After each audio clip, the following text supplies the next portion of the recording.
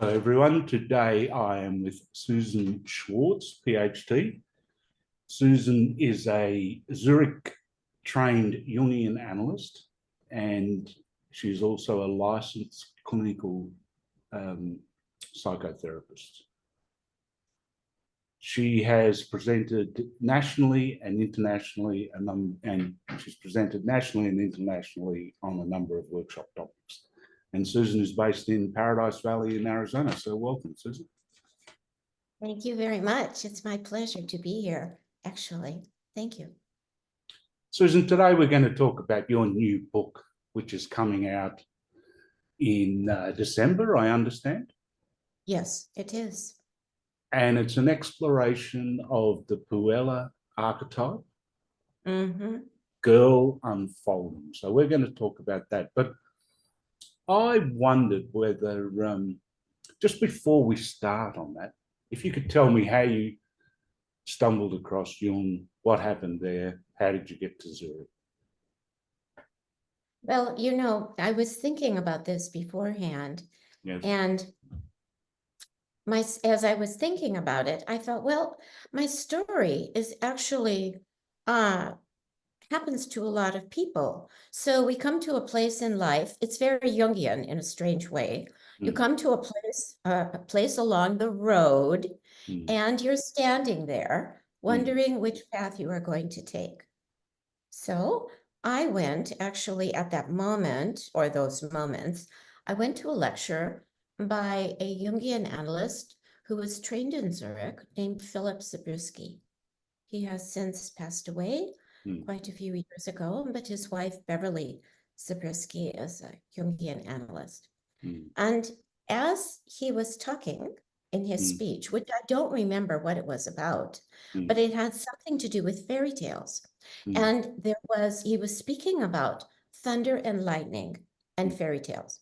And outside, it began to thunder and lightning. As he was talking about the fairy tale, I have always loved fairy tales, and I thought it was like a bolt of lightning came to me. Oh, now I know what I'm going to do. I'm going to go to Zurich and be a Jungian analyst. Just like that. Just like that, boom. And I went into analysis for quite a few years, several times a week, and applied to go to Zurich and went to Zurich. Actually, just like that. It was like the bolt of lightning. But what happened was there was a space, and the space got filled. But this also relates a little bit to the Puella, Right. because it was actually my thesis topic when I was in Zurich. And partly how it relates is that when I went to Zurich, many people said to me, how can you do something so irrational in the middle of your career? How can you leave it? If you leave it, you will suffer and never get back. So That's classic advice to a Puella. Exactly. I mean, people are saying that daily to the Puellas they come across. Yes, you should grow up, but don't grow up that way. Don't take a risk. But you see, the issue is to take a risk. And to me, that is the beauty of the Puella.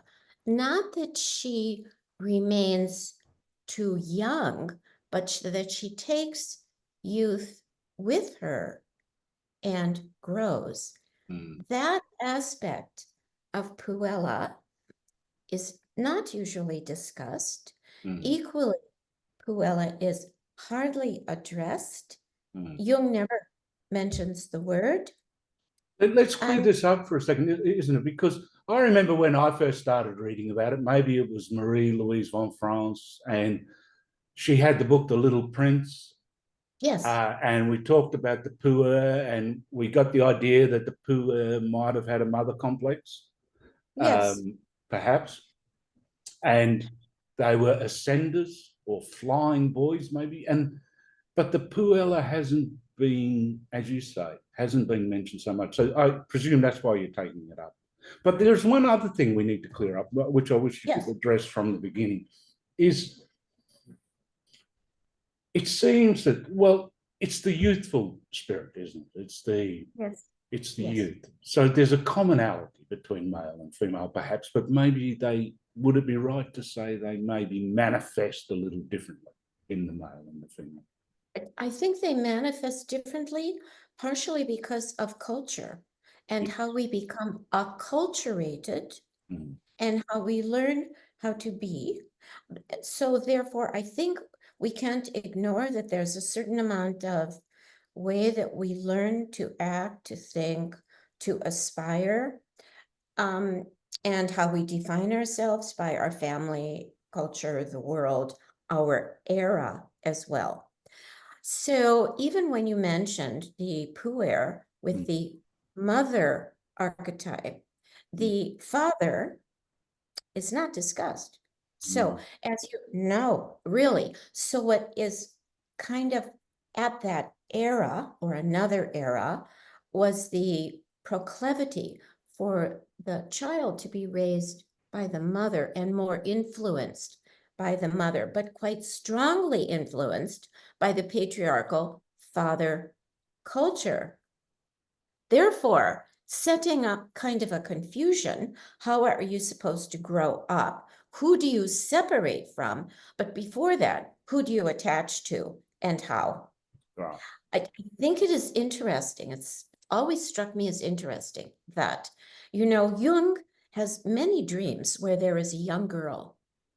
You see it also with Salome in the Red Book, the young woman who actually is a guide. She is very strong and she is very secure in who she is, even though she is noted as young. So there's this that, in a way, has not really been addressed. Like you said with Von Franz, and I say this out of a great deal of respect for everything that she put forward, but there was not, and maybe that wasn't her thing. There just wasn't the exploration of the young, what's considered young, ethereal, immature female. But how do you live your entire life unless you access that energy?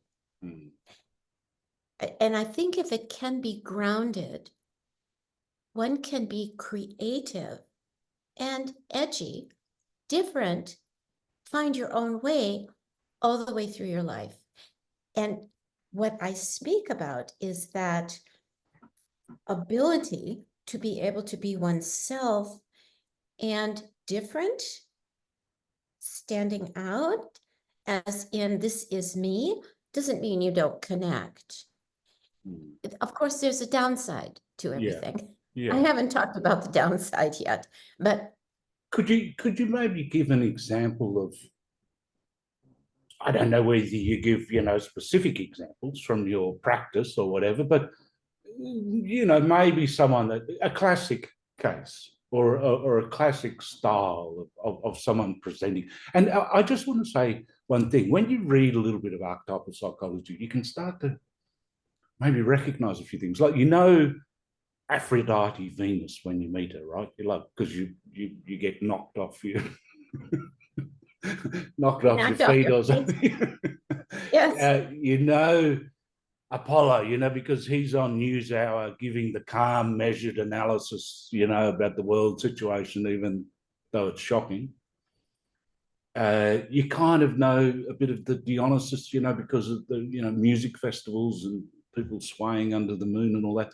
But it seems to me that it's largely, well, it's a bit of a complicated topic and it's kind of unrecognized, the puer. Like, there's something really deep about it, but it's not as easy to grab hold of. Well, I think it's because of the ethereal nature. There's a certain that level of maybe a non-commitment. That's a piece of the downside, non-commitment, or also this kind of growing up means you drop your imaginative self. And that isn't true. Yeah. Or it means that you become a serious, I'm going to use a stereotype, banker kind of, or you settle into your life and your creativity, your unusualness, you'd better drop it. It's a very strong cultural overlay. So how I will note someone who is of a Puella type, and I'm very careful not to put people into pigeonholes. Yeah. But you can, there's a certain, it's not an Aphrodite beauty, but it is a beauty. It is a beauty. And there is an unusual strain. And there is also a lot of anxiety. And there is also where do I fit? And there is also, how do I use my energy? There is a feeling of confusion. I know I am this way. I don't know how to harness the energy. And I think that as someone with this kind of constellation of qualities learns to harness the energy, can be incredibly powerful. They have not really accessed their power, and I don't mean that in a muscle-bound way, but their power of their mind as well, and their creative power. So Imagination, creativity. very much, very much. And I think it's that part of them that they didn't know how to develop. It became this kind of a mainstream story. It doesn't fit for that person. And it's interesting. You don't just see that type in somebody who is whatever Jung is. You see it all the way through the life cycle, all the way through. And I see many people who are not young, and you can feel, they've got the energy and they want to use it. And so they come into analysis to find a way to use that energy. They don't phrase it like that, but that's really what happens. And the reason that, again, I wrote the book is because no one talks about it. Why? Well, as you say, or you said earlier, that there's such a strong cultural, construct maybe, that you put away the things of childhood and youth, that, now you've become an adult, the consolidation, the grounding or something, and put it away. But it's just like an enantiodromia. You go from, a youth, or perhaps you go from a youth to, a solid citizen without creativity or imagination. It seems the wrong answer to it. It is the wrong answer. And my feeling is that what happens, and this is one of the things I think it's important to focus on in analysis as well, and also with a Puella, is one's body. There is not a very correct, that's not really the right word, but the dealing with one's body has tended to be rather distant. So I hear this all the time. I was a tomboy. Yeah, okay, what does that mean? Aren't you still? And why are you labeled as a tomboy? Why aren't you just an active girl? I mean, there's all of these kind of underlying things, but those are things one is supposed to give up and then kind of, get yourself in line.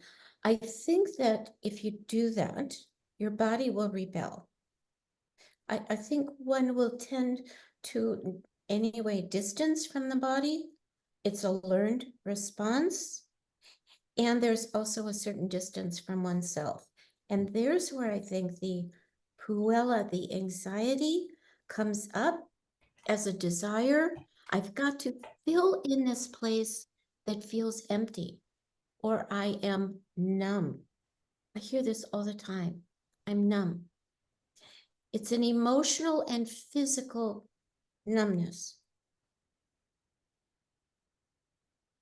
So, okay, you're kind of saying own it. That's what it seems to me. Like own that energy, own that quality or whatever. But there is something of, like I was, you know, when I was just thinking, you know, knowing that I was talking to you tonight, and I've been thinking about it the last day or two, and I remember I met this guy once a long time ago, and he when I was a lot younger, but he had been the youngest ever managing director of a big worldwide advertising company. And he flew all around the world all the time. And he couldn't stop talking about his frequent flyer points. Like he loved how many frequent flyer points he had, you know. And then he left that position, but he was still flying around the world. And I was thinking, I think he's just going to countries to add to his frequent flyer points. So there's, what I'm trying to say is, there is something a bit sus. I'm talking about the puer now, and you're going to translate it, yes, right? yes. But it's like he didn't, maybe, I would say as an observer, he doesn't want to put his foot on the ground or put down roots or something. It's like he's after the stimulus and he had the money to do it. But there's something kind of shallow about it. Well, there is. Look at the gesture that you made. He's after it as if it's outside. The issue is it's inside. And you know, when someone is rather flying around, like you are saying, literally or symbolically, they're actually doing the exact same thing. So they are committed to doing the same thing, which is actually getting them nowhere because they are not going inside at all. You find that oftentimes with people with different forms of addictions. So there's a distancing from the body, which also represents a distancing from the psyche. And emotionally, relationally, there's a bit of a problem because how do you get close unless you're being real? And if you're being real, you have to admit your shadow into your reality. And maybe that's a thing Puellas don't like much, the shadow. I mean, I know I'm generalizing, but no, you aren't. No, it's true. They have trouble in acknowledging a lack of perfection or a lack of, because they're taught pretty early to be performers, usually to be performers. And I bring in several different thinkers into the book besides Jungian psychology, because I think we need this kind of input of variety. So the Puella or the puer type does not get caught in the exact same story that they've been in, quite like the man you're talking about. So he's trapped within himself, alone within himself. And it's a bit of where Puella and puer share the narcissistic tendency for isolation. They are not easy to really know. So it's a kind of an aloofness too, isn't it? It's kind of like, I would say, the way I would describe it is the messy world of attachments in the concrete world. Because sometimes I know with the puer, you know, promiscuity was considered perhaps a trait as well of the puer. yes. Because they keep on moving on. Because I've got that kind of thing, that longing or whatever. And it's kind of like the world of messy attachments, the humdrum daily grind is not quite for them. That is true of the Puella as well. The average is shunned. It isn't special enough, and that reveals that they're not feeling special enough inside of themselves to themselves. There's a certain absence within that they are afraid to peer into. This, again, is very similar to what happens in addictions, the keeping out of the other. Because as you say, when you are intimate, emotionally and physically, you show yourself. However, the Puella and puer type of person, I want to be general about that, is very uncomfortable to be seen. There is something important about being seen and how hard it is in analysis to be seen. Really hard. So in a certain way, these are not the easiest people to deal with. No. Because they have many defenses against being seen, because being seen was not safe. There was an absence in the parental look or acceptance, from peers as well, from the world, and their own unusual way was not honored. So it becomes, I better hide it, my unusual self. And sometimes I think, I hope this relates, but I think a little bit about the New Age, like in the 70s, how there were so many groups, spiritual groups. And sometimes there's that bit of transcendentalism, or was, which is charming and seductive, and they're special. Robert Bly used to say something like that. They're so special when you meet them or something. But it's a little bit pseudo impostorish in your language. Yes, Maybe. Well, yes, the book before that was on the imposter syndrome and the as-if personality. They all kind of interweave together. And you are right.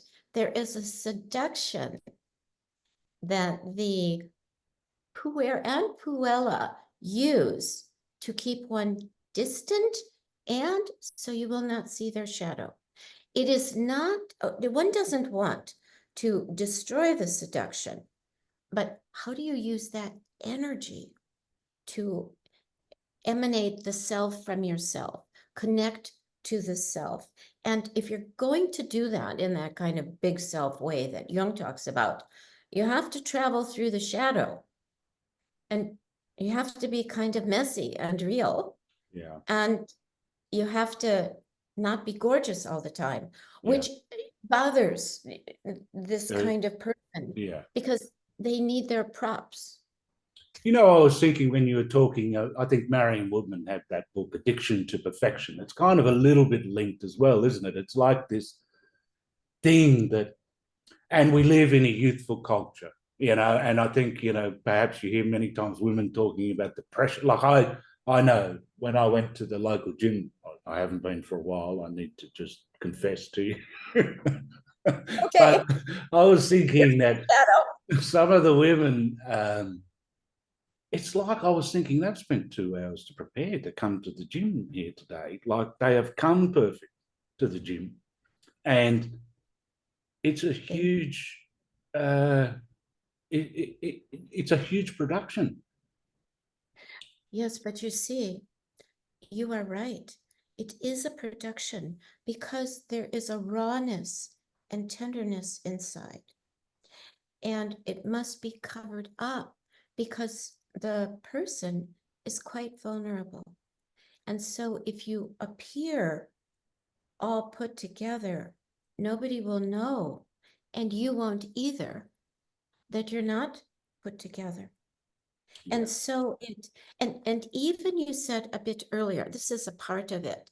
You spoke about the seduction or the longing, but the longing is not exactly for the sexual connection. It is a longing for oneself. It becomes confused and kind of mixed up inside. But if people can stick with the story, and this is where can be difficult, but if they can stick with it, if the relationship develops, then they can stay and find the richness of who they are. I think that because there has needed to be quite a few defenses, it isn't short-term work. But I also say that being an analyst, and I believe in more depth. How do you unpeel all the layers in, 2 sessions? You don't. And the other thing I think you're picking up from the women at the gym is that their persona, we'll use a Jungian story, their persona is needed to cover, not reveal. The persona can reveal. I speak about this. The persona really, ideally, should reveal who we really are. I think I always remember James Hillman saying, the persona is the personality of the soul. And I like that. It was such a different way of describing it. That, and this is where, maybe we're jumping ahead a little bit, but this is where age comes in, maybe where the soul is more transparent as a form of beauty, or the personality, like the matured wine or cheese or something is allowed more to the forefront. It's actually a relief from the Puella presentation of having to present in a certain way in the world. But could we also say that the two of them could go together? Yes. That one can present one's soul. Yes. If one feels solid enough about who they are, not perfect, but solid enough about who they are. This is me. I can present me. I can face that not everyone will agree, nor will I be completely loved by everyone. See, here's the danger. I won't be perfect. I won't be completely loved, but I will get enough.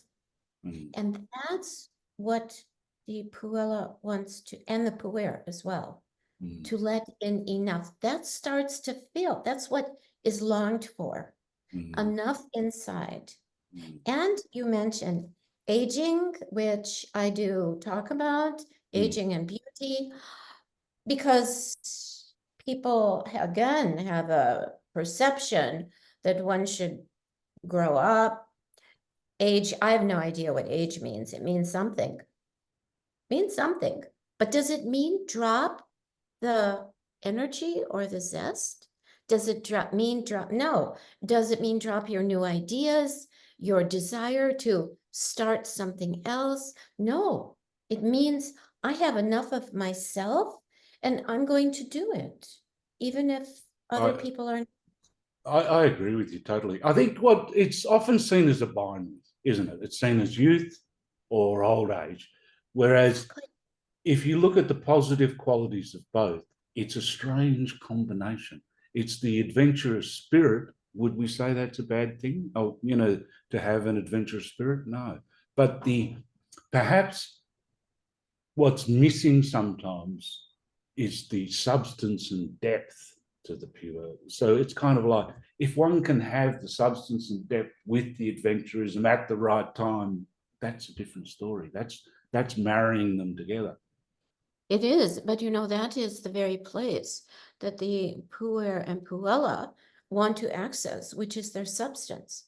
So the substance is there. They are not vacuous. They're not empty. They are not fly-by-nights, but they haven't learned yet. Well, they might be. Jim Morrison might have been fly-by-night, but still, they might present that way sometimes. But I get what you're saying, because in essence, in reality, no. Right, but there is another part. It's a bit dim, but actually true, that there is something about people who die around the age of 27. There are many musicians, many people, stars, this, that, who die around that age.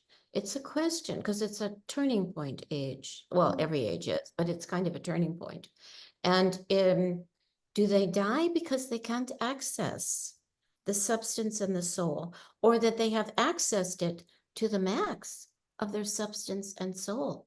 And this is what they are here to do. So is it a natural ending, or is it ending because they can't move on? We all have limits, and The limits are something that puer and puella are not great at accepting, because it means you can't, but maybe you really can if you're going to push the envelope. If you learn how to push the envelope and honor your qualities. So I think there's something that can be very tricky about this kind of personality. How does it really get into the totality of life? I think the midlife helps. I'm just speaking from my own experience because, you know, what does Jung say? Summoned or unsummoned, the God appears or something. It's like at the midlife, there is that breaking, because that's the other thing I associate with puella is an idealism. The world should be this way, you know, it should be equal, everything should be equal, there shouldn't be racism, da da da da da da, and that's all kind of good. That's the youthful ideal. But at midlife, one is taken into kind of some of the darker, some of the wound, which the hardest word for a puer or a puella to say is, I have a wound, or the hardest sentence, perhaps. I think you're right. So we could say, is midlife only at one moment of life? No. Or no, because it can happen to people summoned or summoned different times of life that they are going to have to face the hard realities they've been trying to leave. And in doing so, they will find their substance and their core and their self. Yes. It's really a facing of the reality and a different romance. Puer and puella do tend to be a bit romantic, you know, pie in the sky kind of thing. But that in and of itself is fine as long as it's grounded. Venice? Are we talking Venice? No, Venice. What do you mean, Venice? Well, you know, that kind of, that's that kind of, you know, pure imagination, isn't it? Well, Venice, the Eiffel Tower, you know. yes, well, Carnival and all the old Venetian masks. See, now that is another piece. So as you unpeel the puer and puella, you find all these different places. How do they wear their mask? Why do they need it? What happens if they reveal the real self, like the women at the gym? I wonder if it's some of those men at the gym too. There is. They've put in a lot They're of time. a growing, you know, base. They are, but they also put in a certain amount of time to look a certain way, move a certain way. So it's kind of ubiquitous, no matter who they are. Again, we come back to the part of these people that really contains the promise of individuation. I mean, the serious individuation, like being yourself. They contain that promise. The question is, are they going to be able to do it? And usually what happens is there's some kind of crisis. So, you know, you go along in life. You said midlife crisis. It can be a million different crises. Types. You go along and then there's a crisis. And now the world really shifts and you have to add. And you have to, sorry, what were you going to say though? You have to add to your personality. The personality, I'll use your word that you said earlier, longs for the rest of itself. And so we don't usually do much when things are going all right. It's when they're not, and we really are up against the wall that we find our strength. And that's what I would say about this type of person, is that, or we could say an archetype. You know, there's a whole deal about archetypes. Are they real? Are they not real? I not to use that term too rigidly, but more as a wider spectrum of quality. You know, I read the other day that someone was saying along the lines that, you know, the real what were they saying? Like the daemon can be born through adversity. And I think there's just so much truth to that,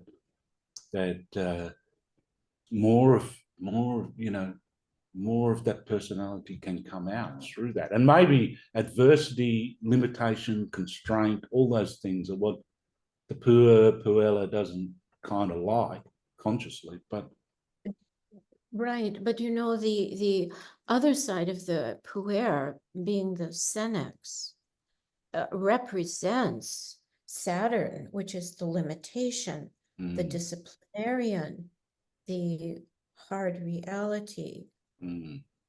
And it really, again, puts one up against the wall. When you're up against the wall, you find out your strength. And I really believe this type of person can be very, very strong, they just don't recognize it. And so when you're in adversity, you got to do something. yeah. And oftentimes that's when someone will come into analysis. It's like, I give. The world is giving me this. I have to do something. I'm miserable. Yeah. So what's your answer? How to cure the puer or puella in this case? What's some of the main things you've come across? I mean, you've probably said really, but what are some of the other aspects? Yes. Well, I've said, but I will say again in a different kind of way. I don't think you cure it. I think you understand it. I think this is me. This is how I have been. This is how I was at this stage, this. And I want to be able to use the energy. I like the word energy or libido because it encompasses a huge amount and we can project into it all the things that we want and need. And the answer is really a development of oneself beyond where you thought you were going to go. So it's being open to surprise, enthusiasm, joy, and recognizing the shadows, the difficult areas, and being able to sit with them. There is another thing, which is, and this one's hard, the development of patience, the development of the ability to sit with what is not known. So it's a concept that I've been thinking about. It's actually from Bion, who took it from John Keats. Yeah. Negative capability. It's gorgeous. It says, can you sit with the unknown here, the surprise? You won't know. You're not going to control. You're not going to plan. You're going to be. It's the issue of being. It's a very hard thing to do, to be. Because they're a bit impatient. Like, I know we're talking a little bit in stereotypes, but sometimes that would be a puella trait, is they're impatient to get something. And if I've got to go overseas, I've got to go now. It's like there's no sitting with. There's no sitting with what could happen because there's an anxiety that it won't. So if I don't do it right away, it won't ever really happen. This kind of belief in one's self, in Jung's big self way. I know that I don't know it, but I'm going to trust it, not naively, but I'm going to sit with it and know that I can make something happen. There's something also about this type, which is not really parental. It's can be more child, the impatient child, the one that, he must have it, must, which is great because it goes for it. But be also a good parent to oneself in giving confidence. If I work at it, this is what I was thinking about when you said I must have it right away. The puer and puella have trouble with that phase of boredom. Boredom is so important. In boredom, you're at all ends. Oh, should I finish it? Should I really? The answer is yes. As you finish it, you realize your qualities. So that's sitting with the boredom. I think for perhaps when you're young, I've said this before somewhere, I think, but it's like you think that there shouldn't really be any Saturn in the world, and maybe no Mars aggression, and Saturn limitation and constraint, because one should be able to manifest what one wants on the straight upward path, So it's kind of like to be able to like I would see the Puella is good at beginnings, but to add Saturn is to add that slow and patient work, which they can work. They work together. It's like it's no good starting something without finishing, and it's no good just having the slow and patient work without any spark. Exactly. I think it's learning how to use the spark so that you can get through the boredom that is part of every day and into that development of creativity and the finishing. However, finishing is death. Finishing is death. And Puer and Puella are not comfortable with death. It is the end. So there is there's a very serious piece in this that really has to be accepted. Everything that we finish, well, that's it. It's dead. It's over. It's over. And then that beautiful of the beginning and the energy that's there. But it takes a little time. You don't just go boom, boom, boom. Have you already started on your next book, considering you've just finished this one, or is there going to be kind of some organic waiting period? Well, it's interesting you say that. The next one is actually finished, and it will be out in 2025 with Routledge, and it's on love and narcissism, which fits with the Puella. You see, they all, as I said, they all have rather a theme. And the other piece I think that's important is in all of them, I speak about absence from Andre Green, the French psychoanalyst. And I appreciate that because it means look into what is absent in your life, honor it so you can fill it with your presence. So it enables the strength of the personality to fill the absence. It's a concept Jung doesn't actually talk about, but it is part of the individuation process anyway. The other thing I was thinking while you were talking is that the Puella, when we go back to the charm, the dazzling, the sun-blessed Puella, let's say. Yes. But I would say when I think of individuation, perhaps the world opens up more and becomes, the inner life becomes rich.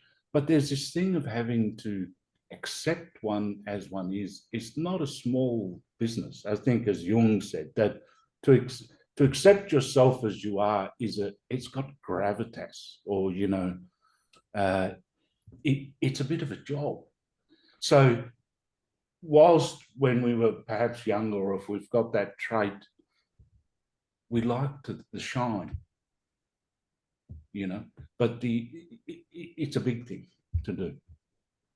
It is a very big thing, but the issue also is that can't we shine through life? We only if we recognize our limitations. If you know where you're limited, then you can expand. So you're not going to waste your time doing, try out for the Olympics. It's not going to happen. Put that energy into another place that is, again, realistic, not just romantic, not just gorgeously glimmering or seductive, but what fits for oneself. And it really does mean that's facing your shadow.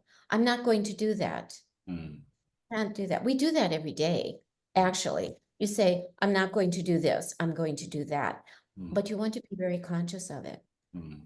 That you don't get kind of drawn into this wish. You know, I wish, okay, wish. Can you make that wish realistic? Yeah. Can you ground it?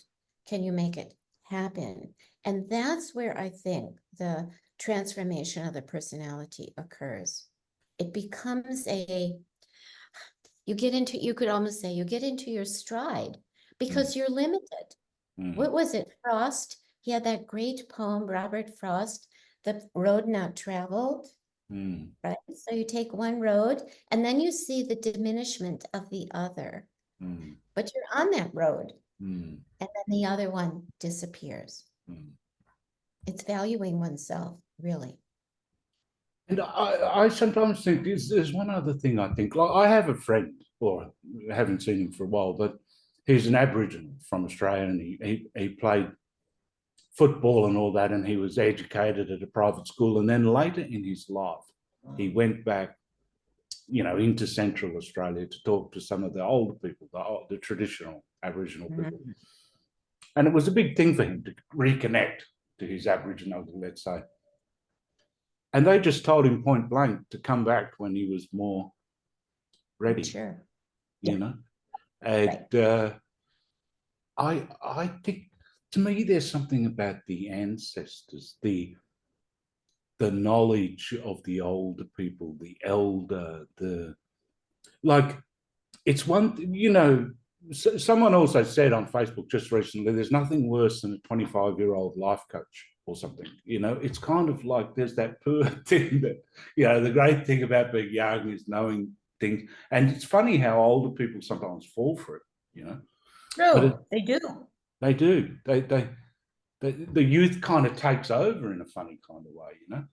And there's this thing, though, that the new, that the Puella wants so much actually comes from the old, the ancestor, you know, that's Jung. It totally is. And as you're talking, I'm thinking of a bunch of things. One is that I do speak in the book also about social media. So we could say, where is the old there? Where are those roots? And what have we inherited? Transgenerationally, what have we inherited about youth? What have we inherited about Puella and puer that maybe needs to be looked at differently and used differently? Because each era has got its own expansion point and its own limitations. Same thing, actually. So the social media can be a means of facilitating facade and persona falsity, or it can also be a means of being real. You don't just have to have, I don't know how many avatars, but you can be your real self and use it in a way that can be helpful. It's how do you negotiate it? And I also wonder, in your story, how true is it that people leave their ancestors and there is a hole inside that nobody even thinks to fill because there's such a pressure to fit in, leave the old, and devalue. And we could say that the Puella and the puer need to value what's very old. And sometimes they're almost ahistorical. They don't care about the past. They just like to get rid of the past to create the progress. But it's like, I would say maybe what I get from Jung is reach way back into the past. But you know, we can't escape. We think we can escape the past and just live within this little world of now. But our climate is telling us we can't. There has been a past here. That's really a challenge. Not just on climate change, how will I use my own personal past, my cultural past? How will I honor it? How do I feel it within my body Yeah. And what is my own psyche and body carrying of the past that I need to recognize? People could be carrying an illness, they can be carrying health, they can be carrying Something certain noble, you know, something something fabulous, you know, from past tradition. Exactly. And when you mentioned Jung in there, so Jung is amazing in the sense that when he wrote about this, he's one of the first. I mean, Erik Erikson wrote about the stages of life as well, but Jung really honored aging. And if you think you're aging the minute you're born or before you're born because you're, being formed. So aging is always happening. But let's be real, right? It doesn't. So I think there's something about honoring this entire process, which actually Jung did.